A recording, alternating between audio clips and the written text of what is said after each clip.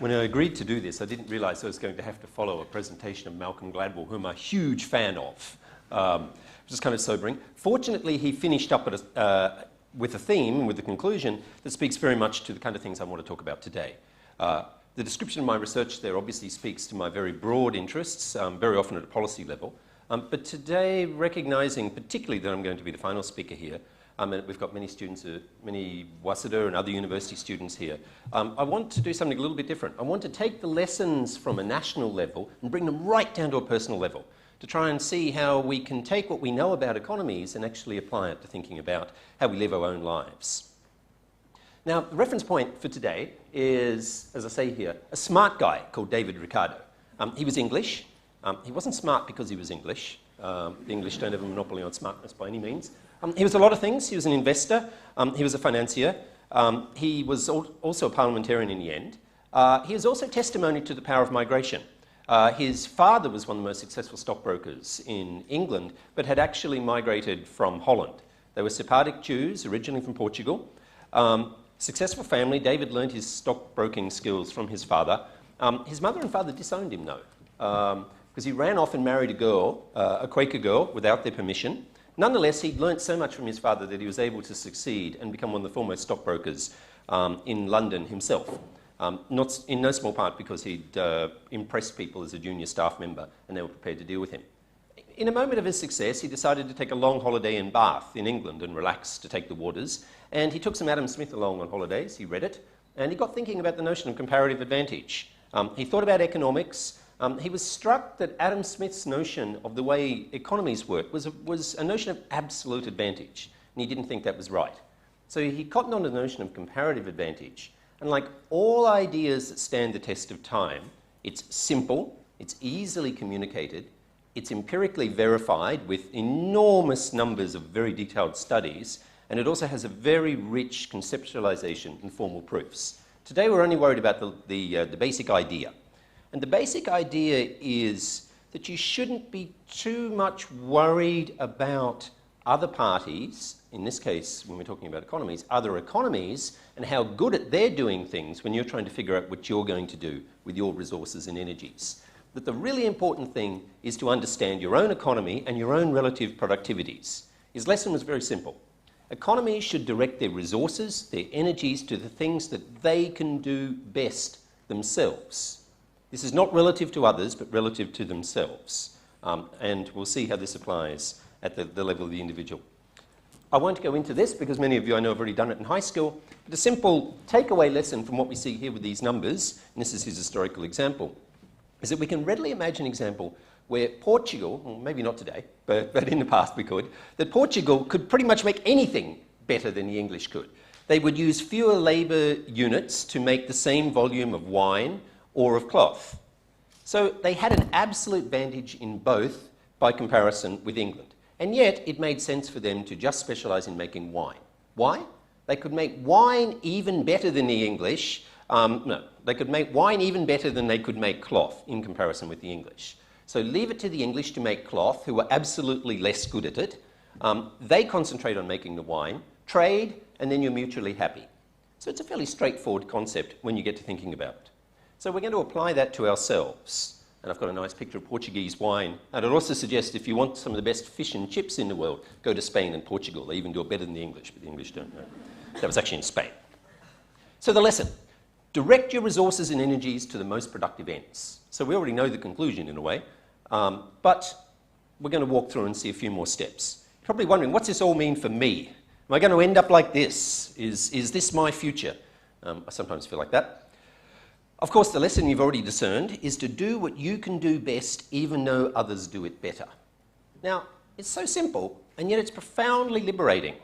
Everything we experience with what schools do to us gives us the opposite message.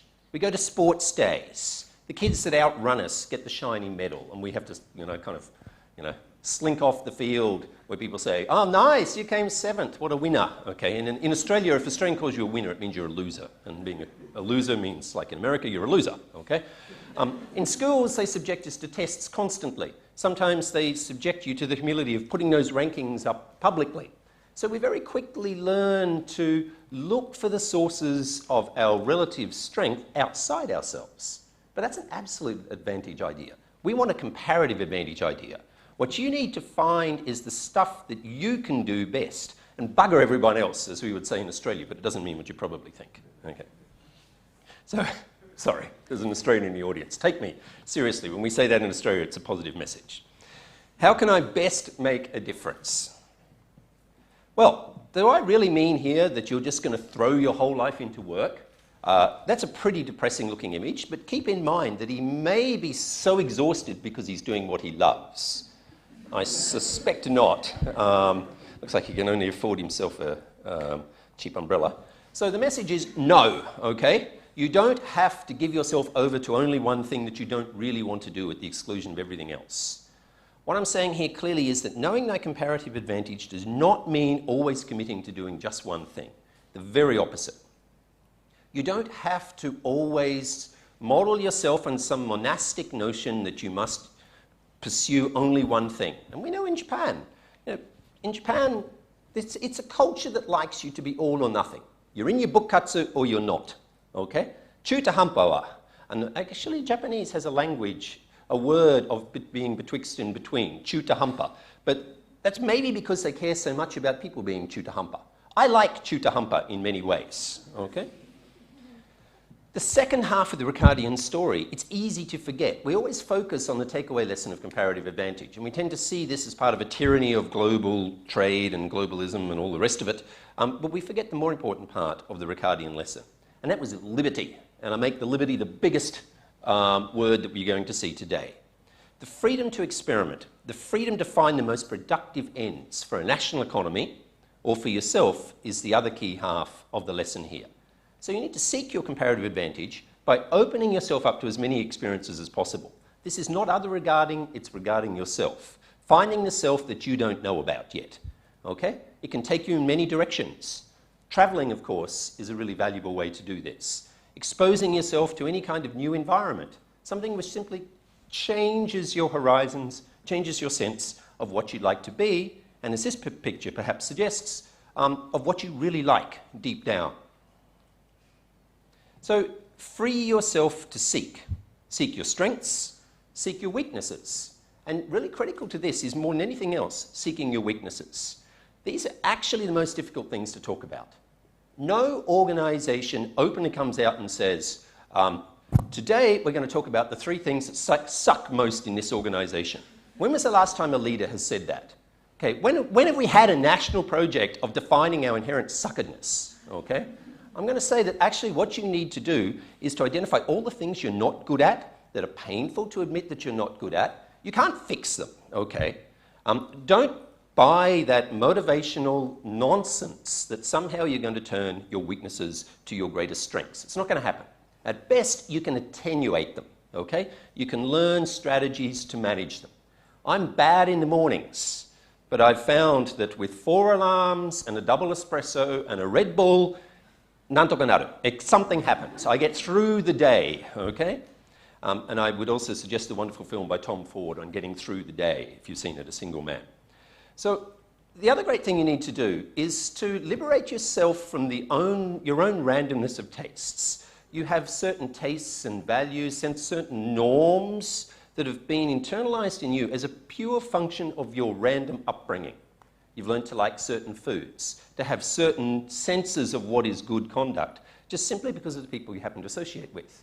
The important part of travel is that it changes your reference points. It exposes you to new influences, and hopefully, over time, you will acquire higher standards. So I call on you all today to join me in a new movement, a war on mediocrity, okay? And what do I mean by this?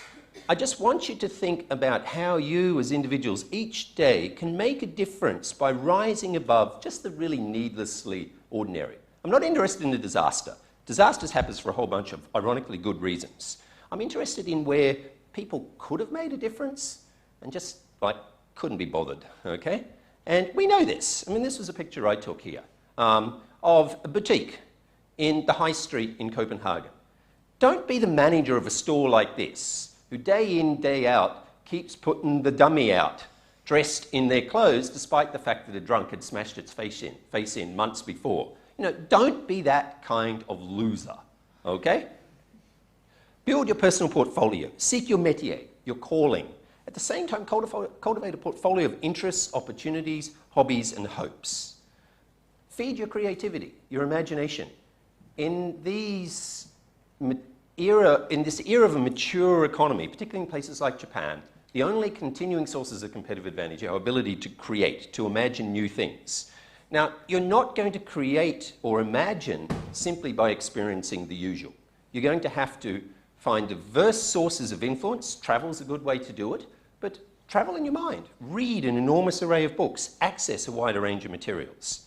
And of course, in having a diverse portfolio, you become much more resilient. You're much more able to deal with the shocks and disruptions. Okay? Diversify your pursuits. When your dream is shattered, if you are left as a bride at the altar, okay, don't worry. There are plenty of other things you can go on with. So this is my alternative vision. When I am sacked by Waseda University, perhaps if I'm sacked by Waseda University, I'm going to be a florist. I love flowers. I'm going to see this as an opportunity. I mean, students are radiant, but they talk back and they argue about their grades. Flowers, if you just leave for 3 days, they die. Unfortunately, sometimes students don't do that, okay? Now, if Waseda takes its time to sack me, if I can put some money in the bank, I might just buy a boat and I might just float around and go fishing. That's an alternative for me. If Waseda says, Chris, you know, you've had a good run, off you go, I'll think, the days of boating have come, okay? Now, more generally, trying to see the world in positive sum terms, okay? It's mostly win-win. Occasionally it's not. When it is about dividing up the pie, just act with dignity, okay? Act with integrity. Every now and again, people are in the unfortunate situation of having to confront manifest evil. Evil can be small scale, confront it. It can be large scale. Sometimes people are forced by circumstances to throw away their personal conception of the good, sometimes to sacrifice all to take a stand against evil. This is in Bologna, in Italy. It's a memorial to those who died in the resistance against the Nazis. So a message here is to find your personal best means. It's not just a comparative advantage in terms of what you do, it's how you do things as well. Everyone has their own way of organising themselves. For me, the thing I need most to make each day work is my morning coffee, okay? I plan around that. Everything else follows well from that if I get the coffee. And hopefully it's a 78 or an 80 coffee, not a 60 coffee, which makes me spit, as we heard before. So communicate for influence. Don't communicate to impress yourself, communicate for influence. The way people do that will vary enormously. Let me tell you a little secret. Being a non-native speaker of English can help you be a much better communicator. You slow down, you choose your words. In short, you don't bullshit, okay? Because you don't have a capacity to bullshit. You have to get your story straight. And having graded large numbers of students' essays, I can tell you that the non-native speakers generally are more inclined in advance to believe that they actually need credible academic content in a paper than those who can write pages and pages and pages of fluent but empty prose. Okay. Also, impose yourself on the spaces and dynamics you occupy. My own suggestion is that irony and humour strengthen in those circumstances. But what's our reference point? Well, because I want to finish up with the discussion of leadership. When you think about your own legacy, just think about who's your personal hero and what you admire in them. In my case, it's a guy called Pokarier, my granddad. He made roads for 40 years, he left school at 14, and unquestionably he's my hero, and I'm wearing his watch. Okay, this is my source of strength. Whenever I do lectures and things, granddad's with me. Okay, now you're cosmopolitans, you're mobile, as Julian explained to us earlier. Get out, use the world at large to find the sources of the self within. So I want to speak then to ambition and leadership finally. I want to suggest that you should be ambitious in a really simple kind of way. Ambitious to not waste a drop of the sweet nectar of life, but be very suspicious of people who are just ambitious for status, who really want to be the boss, for example. There are circumstances when that's fine. MBAs train people well to show leadership under certain well-established conditions, under businesses that are subject to the disciplines of the stock market, for example.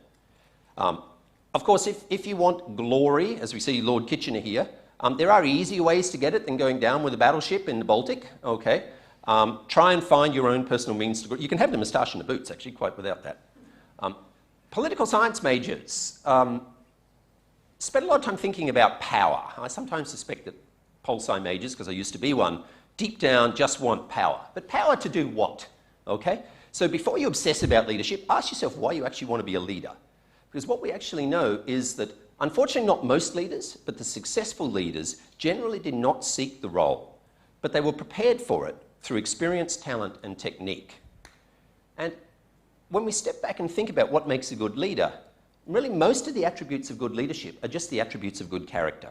They involve courage, energy, empathy, something that's not easy to teach, I'm afraid, modesty, profoundly modesty, and authenticity, personal authenticity. And of course, you have to be communicative effectively. I've got a list here. The only one I put in bold was love, because I actually think communicating love is probably the hardest thing to do. It's much easier to threaten someone than to tell them you love them. Of course, some people choose to communicate through the forms they create, the art objects they create, and that's an equally valid means as well. So I want to finish up with an example of a leader I personally happen to admire, a guy called David Ben-Gurion, who had a foundational role in establishing the State of Israel. He was asked by the current Prime Minister of Israel, Shimon Peres, when he first sensed that he might be destined for leadership. And he said simply, when I looked around and found that I had no one to ask. Shimon Peres concluded of Ben-Gurion's style that his leadership was not to be on top, but to be ahead. And I think we can learn a lot from that. And indeed, Ben-Gurion was profoundly modest. This is a picture of David Ben-Gurion. It's a poster I have in my office to remind how modest I should be. This was the Prime Minister of Israel in 1957, bit fat, in his shorts, doing a headstand on the beach. Explicitly a headstand for Israel. We don't see dictators of the world doing a headstand in their shorts, okay? So if you must be a leader like that. We only need so many leaders. What we really need is for everyone to know themselves, to make a difference to their own lived experience, to make a difference to those around you, and to savor the gift of life and to share it with others. Thank you.